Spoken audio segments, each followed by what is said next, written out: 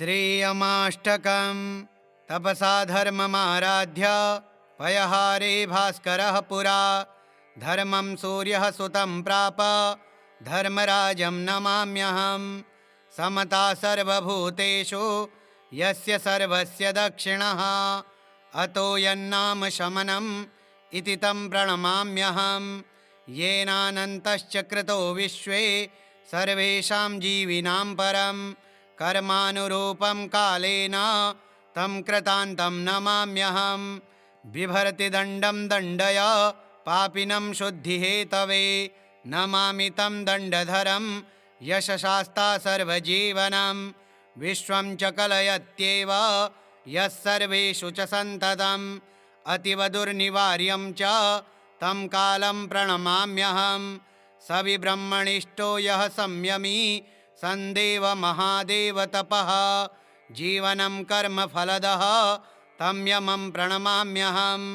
स्वात्मा रामश्च सर्वज्ञो मित्रं पुण्यकृतां भवेत् पापिनं क्लेशदो नित्यं पुण्यमित्रं नमाम्यहम्। यज्जन्म ब्राह्मणोंशेन ज्वलन्तं ब्रह्म तेजसा यो ध्यायति परमं ब्रह्म तमीशं प्रणमाम्यहम्। यमाष्टकमिदं नित्यं प्रातरुत्तयः पठेत् यस्मात् तस्य भयं नास्ति सर्वपापात् विमुच्यते। तपसा धर्ममाराध्य पयहारे भास्करः पुरा धर्मं सूर्यः सुतं प्राप धर्मराजं नमाम्यहम्। समता सर्वभूतेषु यस्य सर्वस्य दक्षिणः अतो यन्नाम शमनम् इति तं प्रणमाम्यहम्। येनानन्तश्च कृतो विश्वे सर्वेषां जीविनां परं कर्मानुरूपं कालेन तं कृतान्तं नमाम्यहम्। बिभर्ति दण्डं दण्डय पापिनं शुद्धिहेतवे नमामि तं दण्डधरं यशशास्ता सर्वजीवनं। विश्वं च कलयत्येव यः सर्वेषु च सन्ततम् अतीव दुर्निवार्यं च तं कालं प्रणमाम्यहम्। सविब्रह्मणिष्ठो यः संयमी सन्देव महादेव तपः जीवनं कर्मफलदः तं यमं प्रणमाम्यहम्। स्वात्मा रामश्च सर्वज्ञो मित्रं पुण्यकृतां भवेत् पापिनं क्लेशदो नित्यं पुण्यमित्रं नमाम्यहम्। यज्जन्म ब्राह्मणोंशेन ज्वलन्तं ब्रह्म तेजसा यो ध्यायति परमं ब्रह्म तमीशं प्रणमाम्यहम्। यमाष्टकमिदं नित्यं प्रातरुत्तयः पठेत् यस्मात् तस्य भयं नास्ति सर्वपापात् विमुच्यते। तपसा धर्ममाराध्य पयहारे भास्करः पुरा धर्मं सूर्यः सुतं प्राप धर्मराजं नमाम्यहम्। समता सर्वभूतेषु यस्य सर्वस्य दक्षिणः अतो यन्नाम शमनम् इति तं प्रणमाम्यहम्। येनानन्तश्च कृतो विश्वे सर्वेषां जीविनां परं कर्मानुरूपं कालेन तं कृतान्तं नमाम्यहम्। बिभर्ति दण्डं दण्डय पापिनं शुद्धिहेतवे नमामि तं दण्डधरं यशशास्ता सर्वजीवनं।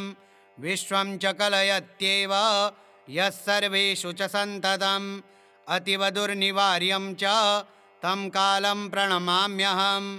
सविब्रह्मणिष्ठो यः संयमी सन्देव महादेव तपः जीवनं कर्मफलदः तं यमं प्रणमाम्यहम्।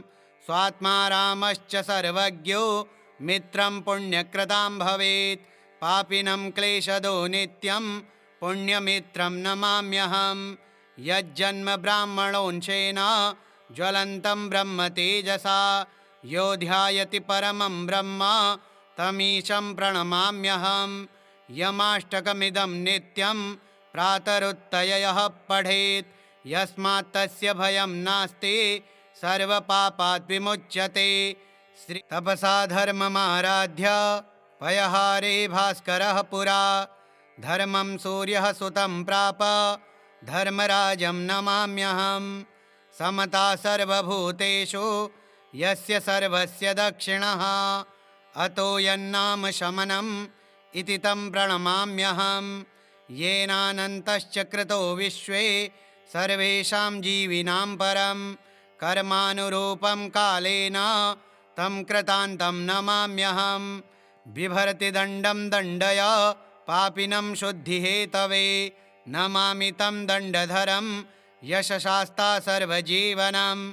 विश्वं च कलयत्येव यः सर्वेषु च सन्ततम् अतीव दुर्निवार्यं च तं कालं प्रणमाम्यहम्। स विब्रह्मणिष्ठो यः संयमी सन्देव महादेव तपः जीवनं कर्मफलदः तं यमं प्रणमाम्यहम्। स्वात्मा रामश्च सर्वज्ञो मित्रं पुण्यकृतां भवेत् पापिनं क्लेशदो नित्यं पुण्यमित्रं नमाम्यहम्। यज्जन्म ब्राह्मणोंशेन ज्वलन्तं ब्रह्म तेजसा यो ध्यायति परमं ब्रह्म तमीशं प्रणमाम्यहम्। यमाष्टकमिदं नित्यं प्रातरुत्थय यः पठेत् यस्मात् तस्य भयं नास्ति सर्वपापात् विमुच्यते। तपसा धर्ममाराध्य पयहारे भास्करः पुरा धर्मं सूर्यः सुतं प्राप धर्मराजं नमाम्यहम्। समता सर्वभूतेषु यस्य सर्वस्य दक्षिणः अतो यन्नाम शमनम् इति तं प्रणमाम्यहम्। येनानन्तश्च कृतो विश्वे सर्वेषां जीविनां परं कर्मानुरूपं कालेन तं कृतान्तं नमाम्यहम्। बिभर्ति दण्डं दण्डय पापिनं शुद्धिहेतवे नमामि तं दण्डधरं यशशास्ता सर्वजीवनं। विश्वं च कलयत्येव यः सर्वेषु च सन्ततम् अतीव दुर्निवार्यं च तं कालं प्रणमाम्यहम्। स विब्रह्मणिष्ठो यः संयमी सन्देव महादेव तपः जीवनं कर्मफलदः तं यमं प्रणमाम्यहम्। स्वात्मा रामश्च सर्वज्ञो मित्रं पुण्यकृतां भवेत् पापिनं क्लेशदो नित्यं पुण्यमित्रं नमाम्यहम्। यज्जन्म ब्राह्मणोंशेन ज्वलन्तं ब्रह्म तेजसा यो ध्यायति परमं ब्रह्म तमीशं प्रणमाम्यहम्। यमाष्टकमिदं नित्यं प्रातरुत्थय यः पठेत् यस्मात् तस्य भयं नास्ति सर्वपापात् विमुच्यते। तपसा धर्ममाराध्य पयहारे भास्करः पुरा धर्मं सूर्यः सुतं प्राप धर्मराजं नमाम्यहम्। समता सर्वभूतेषु यस्य सर्वस्य दक्षिणः अतो यन्नाम शमनम् इति तं प्रणमाम्यहम्। येनानन्तश्च कृतो विश्वे सर्वेषां जीविनां परं कर्मानुरूपं कालेन तं कृतान्तं नमाम्यहम्। बिभर्ति दण्डं दण्डय पापिनं शुद्धिहेतवे नमामि तं दण्डधरं यशशास्ता सर्वजीवनं। विश्वं च कलयत्येव यः सर्वेषु च सन्ततम् अतीव दुर्निवार्यं च तं कालं प्रणमाम्यहम्। स विब्रह्मणिष्ठो यः संयमी सन्देव महादेव तपः जीवनं कर्मफलदः तं यमं प्रणमाम्यहम्। स्वात्मा रामश्च सर्वज्ञो मित्रं पुण्यकृतां भवेत् पापिनं क्लेशदो नित्यं पुण्यमित्रं नमाम्यहम्। यज्जन्म ब्राह्मणोंशेन ज्वलन्तं ब्रह्म तेजसा यो ध्यायति परमं ब्रह्म तमीशं प्रणमाम्यहम्। यमाष्टकमिदं नित्यं प्रातरुत्थय यः पठेत् यस्मात् तस्य भयं नास्ति सर्वपापात् विमुच्यते। तपसा धर्ममाराध्य पयहारे भास्करः पुरा धर्मं सूर्यः सुतं प्राप धर्मराजं नमाम्यहम्। समता सर्वभूतेषु यस्य सर्वस्य दक्षिणः अतो यन्नाम शमनम् इति तं प्रणमाम्यहम्। येनानन्तश्च कृतो विश्वे सर्वेषां जीविनां परं कर्मानुरूपं कालेन तं कृतान्तं नमाम्यहं। बिभर्ति दण्डं दण्डय पापिनं शुद्धिहेतवे, नमामि तं दण्डधरं यशशास्ता सर्वजीवनं। विश्वं च कलयत्येव यः सर्वेषु च सन्ततम्, अतीव दुर्निवार्यं च तं कालं प्रणमाम्यहं। स विब्रह्मणिष्ठो यः संयमी सन्देव महादेव तपः, जीवनं कर्मफलदः तं यमं प्रणमाम्यहं। स्वात्मा रामश्च सर्वज्ञो मित्रं पुण्यकृतां भवेत्, पापिनं क्लेशदो नित्यं पुण्यमित्रं नमाम्यहं। यज्जन्म ब्राह्मणोंशेन ज्वलन्तं ब्रह्म तेजसा, यो ध्यायति परमं ब्रह्म तमीशं प्रणमाम्यहं। यमाष्टकमिदं नित्यं प्रातरुत्थय यः पठेत्, यस्मात् तस्य भयं नास्ति सर्वपापात् विमुच्यते। तपसा धर्ममाराध्य पयहारे भास्करः पुरा, धर्मं सूर्यः सुतं प्राप धर्मराजं नमाम्यहं। समता सर्वभूतेषु यस्य सर्वस्य दक्षिणः, अतो यन्नाम शमनम् इति तं प्रणमाम्यहं। येनानन्तश्च कृतो विश्वे सर्वेषां जीविनां परं, कर्मानुरूपं कालेन तं कृतान्तं नमाम्यहं। बिभर्ति दण्डं दण्डय पापिनं शुद्धिहेतवे, नमामि तं दण्डधरं यशशास्ता सर्वजीवनं। विश्वं च कलयत्येव यः सर्वेषु च सन्ततम्, अतीव दुर्निवार्यं च तं कालं प्रणमाम्यहं। स विब्रह्मणिष्ठो यः संयमी सन्देव महादेव तपः, जीवनं कर्मफलदः तं यमं प्रणमाम्यहं। स्वात्मा रामश्च सर्वज्ञो मित्रं पुण्यकृतां भवेत्, पापिनं क्लेशदो नित्यं पुण्यमित्रं नमाम्यहं।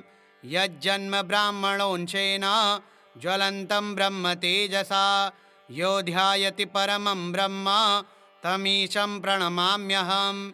यमाष्टकमिदं नित्यं प्रातरुत्थय यः पठेत्, यस्मात् तस्य भयं नास्ति सर्वपापात् विमुच्यते।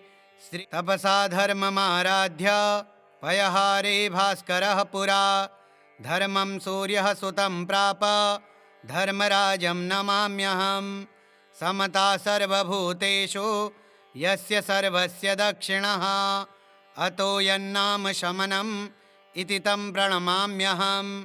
येनानन्तश्च कृतो विश्वे सर्वेषां जीविनां परं, कर्मानुरूपं कालेन तं कृतान्तं नमाम्यहं। बिभर्ति दण्डं दण्डय पापिनं शुद्धिहेतवे, नमामि तं दण्डधरं यशशास्ता सर्वजीवनं। विश्वं च कलयत्येव यः सर्वेषु च सन्ततम्, अतीव दुर्निवार्यं च तं कालं प्रणमाम्यहं। स विब्रह्मणिष्ठो यः संयमी सन्देव महादेव तपः, जीवनं कर्मफलदः तं यमं प्रणमाम्यहं। स्वात्मा रामश्च सर्वज्ञो मित्रं पुण्यकृतां भवेत्, पापिनं क्लेशदो नित्यं पुण्यमित्रं नमाम्यहं। यज्जन्म ब्राह्मणोंशेन ज्वलन्तं ब्रह्म तेजसा, यो ध्यायति परमं ब्रह्म तमीशं प्रणमाम्यहं। यमाष्टकमिदं नित्यं प्रातरुत्थय यः पठेत्, यस्मात् तस्य भयं नास्ति सर्वपापात् विमुच्यते। तपसा धर्ममाराध्य पयहारे भास्करः पुरा, धर्मं सूर्यः सुतं प्राप धर्मराजं नमाम्यहं। समता सर्वभूतेषु यस्य सर्वस्य दक्षिणः, अतो यन्नाम शमनम् इति तं प्रणमाम्यहं। येनानन्तश्च कृतो विश्वे सर्वेषां जीविनां परं, कर्मानुरूपं कालेन तं कृतान्तं नमाम्यहं। बिभर्ति दण्डं दण्डय पापिनं शुद्धिहेतवे, नमामि तं दण्डधरं यशशास्ता सर्वजीवनं। विश्वं च कलयत्येव यः सर्वेषु च सन्ततम् अतीव दुर्निवार्यं च तं कालं प्रणमाम्यहम्। स विब्रह्मणिष्ठो यः संयमी सन्देव महादेव तपः जीवनं कर्मफलदः तं यमं प्रणमाम्यहम्। स्वात्मा रामश्च सर्वज्ञो मित्रं पुण्यकृतां भवेत् पापिनं क्लेशदो नित्यं पुण्यमित्रं नमाम्यहम्। यज्जन्म ब्राह्मणोंशेन ज्वलन्तं ब्रह्म तेजसा यो ध्यायति परमं ब्रह्म तमीशं प्रणमाम्यहम्। यमाष्टकमिदं नित्यं प्रातरुत्थय यः पठेत् यस्मात् तस्य भयं नास्ति सर्वपापात् विमुच्यते। श्री तपसा धर्ममाराध्य पयहारे भास्करः पुरा धर्मं सूर्यः सुतं प्राप धर्मराजं नमाम्यहम्। समता सर्वभूतेषु यस्य सर्वस्य दक्षिणः अतो यन्नाम शमनम् इति तं प्रणमाम्यहम्। येनानन्तश्च कृतो विश्वे सर्वेषां जीविनां परं कर्मानुरूपं कालेन तं कृतान्तं नमाम्यहम्। बिभर्ति दण्डं दण्डय पापिनं शुद्धिहेतवे नमामि तं दण्डधरं यशशास्ता सर्वजीवनं। विश्वं च कलयत्येव यः सर्वेषु च सन्ततम् अतीव दुर्निवार्यं च तं कालं प्रणमाम्यहम्। स विब्रह्मणिष्ठो यः संयमी सन्देव महादेव तपः जीवनं कर्मफलदः तं यमं प्रणमाम्यहम्। स्वात्मा रामश्च सर्वज्ञो मित्रं पुण्यकृतां भवेत् पापिनं क्लेशदो नित्यं पुण्यमित्रं नमाम्यहम्। यज्जन्म ब्राह्मणोंशेन ज्वलन्तं ब्रह्म तेजसा यो ध्यायति परमं ब्रह्म तमीशं प्रणमाम्यहम्। यमाष्टकमिदं नित्यं प्रातरुत्थय यः पठेत् यस्मात् तस्य भयं नास्ति सर्वपापात् विमुच्यते। श्री तपसा धर्ममाराध्य पयहारे भास्करः पुरा धर्मं सूर्यः सुतं प्राप धर्मराजं नमाम्यहम्। समता सर्वभूतेषु यस्य सर्वस्य दक्षिणः अतो यन्नाम शमनम् इति तं प्रणमाम्यहम्। येनानन्तश्च कृतो विश्वे सर्वेषां जीविनां परं कर्मानुरूपं कालेन तं कृतान्तं नमाम्यहम्। बिभर्ति दण्डं दण्डय पापिनं शुद्धिहेतवे नमामि तं दण्डधरं यशशास्ता सर्वजीवनं। विश्वं च कलयत्येव यः सर्वेषु च सन्ततम् अतीव दुर्निवार्यं च तं कालं प्रणमाम्यहम्। स विब्रह्मणिष्ठो यः संयमी सन्देव महादेव तपः जीवनं कर्मफलदः तं यमं प्रणमाम्यहम्। स्वात्मा रामश्च सर्वज्ञो मित्रं पुण्यकृतां भवेत् पापिनं क्लेशदो नित्यं पुण्यमित्रं नमाम्यहम्। यज्जन्म ब्राह्मणोंशेन ज्वलन्तं ब्रह्म तेजसा यो ध्यायति परमं ब्रह्म तमीशं प्रणमाम्यहम्। यमाष्टकमिदं नित्यं प्रातरुत्थय यः पठेत् यस्मात् तस्य भयं नास्ति सर्वपापात् विमुच्यते। श्री तपसा धर्ममाराध्य पयहारे भास्करः पुरा धर्मं सूर्यः सुतं प्राप धर्मराजं नमाम्यहम्। समता सर्वभूतेषु यस्य सर्वस्य दक्षिणः अतो यन्नाम शमनम् इति तं प्रणमाम्यहम्। येनानन्तश्च कृतो विश्वे सर्वेषां जीविनां परं कर्मानुरूपं कालेन तं कृतान्तं नमाम्यहम्। बिभर्ति दण्डं दण्डय पापिनं शुद्धिहेतवे नमामि तं दण्डधरं यशशास्ता सर्वजीवनं।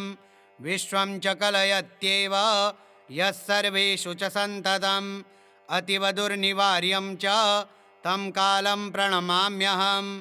स विब्रह्मणिष्ठो यः संयमी सन्देव महादेव तपः जीवनं कर्मफलदः तं यमं प्रणमाम्यहं स्वात्मा रामश्च सर्वज्ञो मित्रं पुण्यकृतां भवेत् पापिनं क्लेशदो नित्यं पुण्यमित्रं नमाम्यहं यज्जन्म ब्राह्मणोंशेन ज्वलन्तं ब्रह्म तेजसा यो ध्यायति परमं ब्रह्म तमीशं प्रणमाम्यहं यमाष्टकमिदं नित्यं प्रातरुत्तयः पठेत् यस्मात् तस्य भयं नास्ति सर्वपापात् विमुच्यते।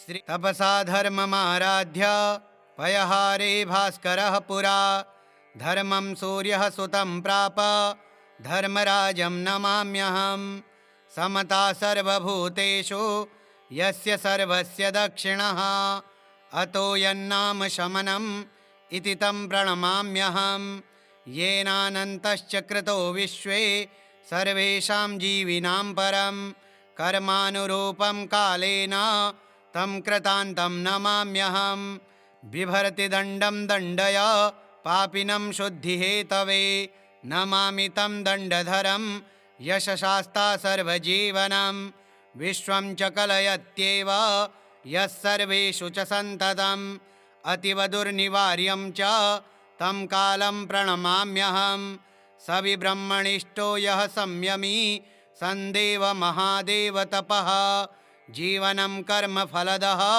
तं यमं प्रणमाम्यहं स्वात्मा रामश्च सर्वज्ञो मित्रं पुण्यकृतां भवेत् पापिनं क्लेशदो नित्यं पुण्यमित्रं नमाम्यहं यज्जन्म ब्राह्मणोंशेन ज्वलन्तं ब्रह्म तेजसा यो ध्यायति परमं ब्रह्म तमीशं प्रणमाम्यहं यमाष्टकमिदं नित्यं प्रातरुत्तयः पठेत् यस्मात् तस्य भयं नास्ति सर्वपापात् विमुच्यते।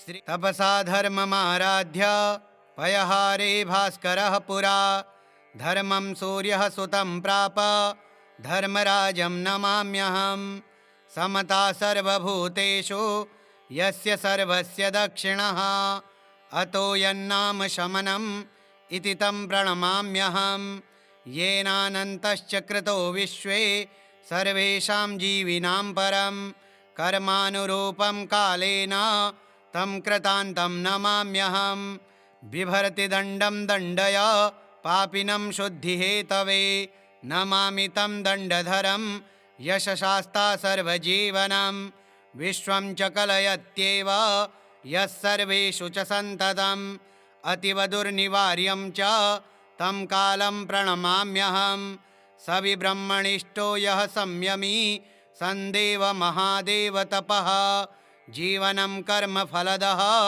तं यमं प्रणमाम्यहं स्वात्मा रामश्च सर्वज्ञो मित्रं पुण्यकृतां भवेत् पापिनं क्लेशदो नित्यं पुण्यमित्रं नमाम्यहं यज्जन्म ब्राह्मणोंशेन ज्वलन्तं ब्रह्म तेजसा यो ध्यायति परमं ब्रह्म तमीशं प्रणमाम्यहं यमाष्टकमिदं नित्यं प्रातरुत्तयः पठेत् यस्मात् तस्य भयं नास्ति सर्वपापात् विमुच्यते। श्री तपसा धर्ममाराध्य पयहारे भास्करः पुरा धर्मं सूर्यः सुतं प्राप धर्मराजं नमाम्यहं समता सर्वभूतेषु यस्य सर्वस्य दक्षिणः अतो यन्नाम शमनम् इति तं प्रणमाम्यहं येनानन्तश्च कृतो विश्वे सर्वेषां जीविनां परं कर्मानुरूपं कालेन तं कृतान्तं नमाम्यहं बिभर्ति दण्डं दण्डय पापिनं शुद्धिहेतवे नमामि तं दण्डधरं यशशास्ता सर्वजीवनं विश्वं च कलयत्येव यः सर्वेषु च सन्ततम् अतीव दुर्निवार्यं च तं कालं प्रणमाम्यहं सविब्रह्मणिष्ठो यः संयमी सन्देव महादेव तपः जीवनं कर्मफलदः तं यमं प्रणमाम्यहं स्वात्मा रामश्च सर्वज्ञो मित्रं पुण्यकृतां भवेत् पापिनं क्लेशदो नित्यं पुण्यमित्रं नमाम्यहं यज्जन्म ब्राह्मणोंशेन ज्वलन्तं ब्रह्म तेजसा यो ध्यायति परमं ब्रह्म तमीशं प्रणमाम्यहम् यमाष्टकमिदं नित्यं प्रातरुत्थय यः पठेत् यस्मात् तस्य भयं नास्ति सर्वपापात् विमुच्यते।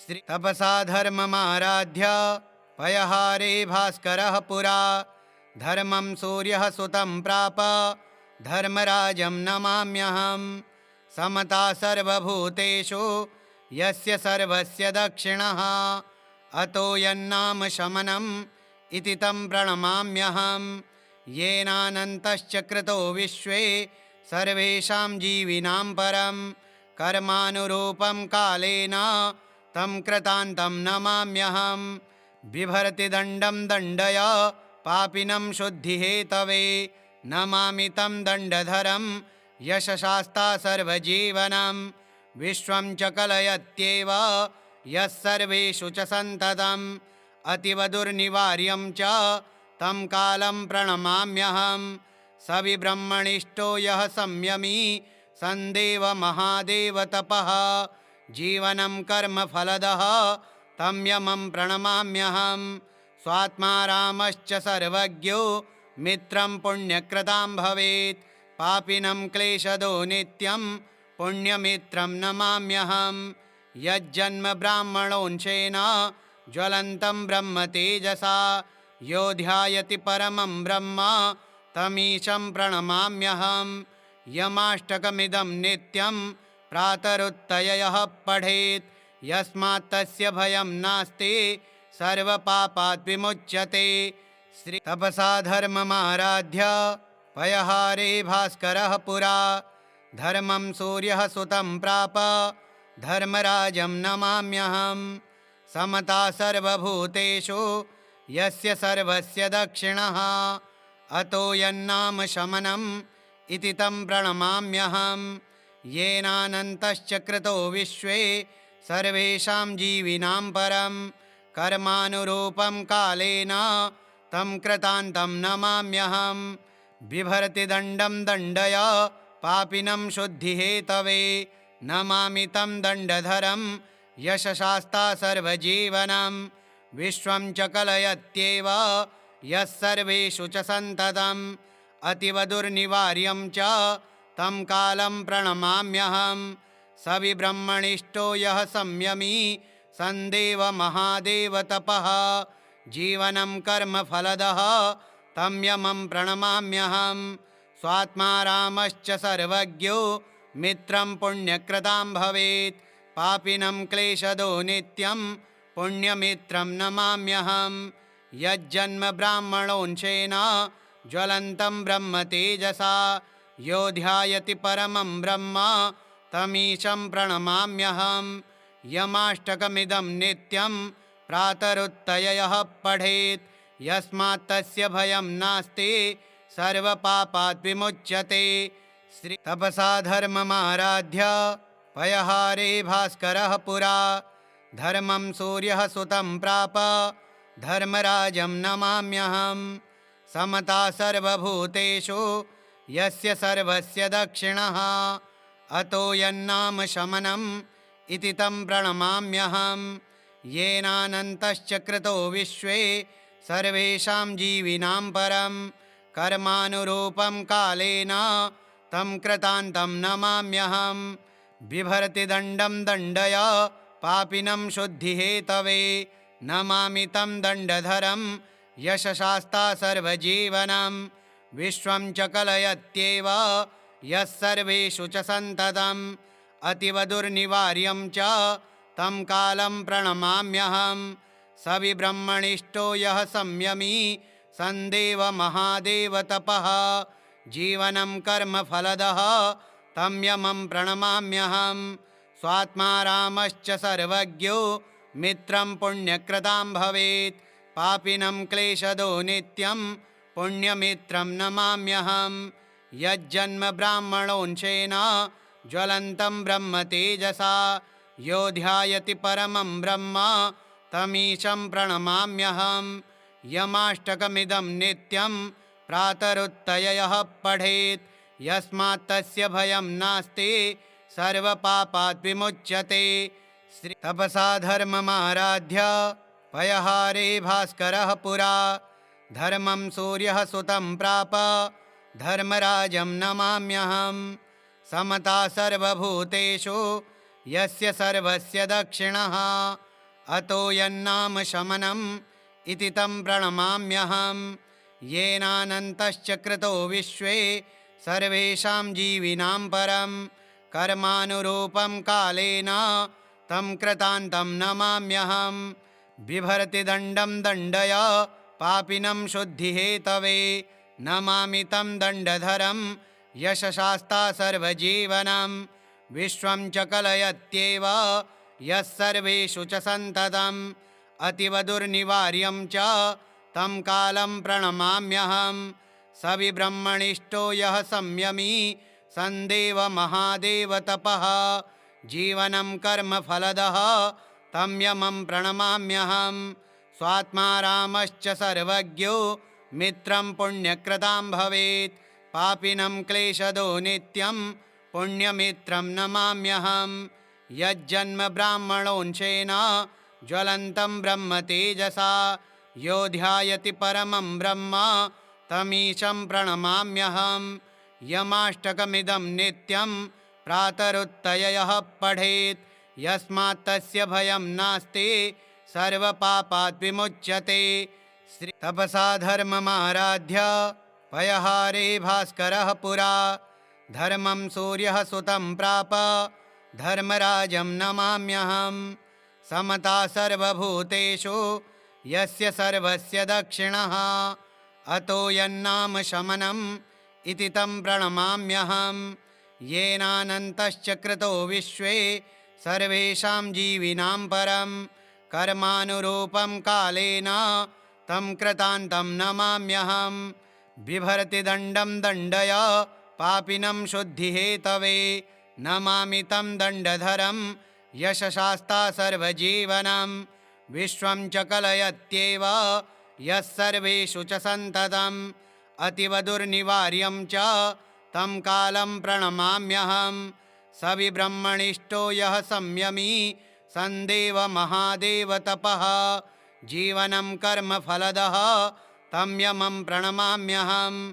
स्वात्मा रामश्च सर्वज्ञो मित्रं पुण्यकृतां भवेत्। पापिनं क्लेशदो नित्यं पुण्यमित्रं नमाम्यहं।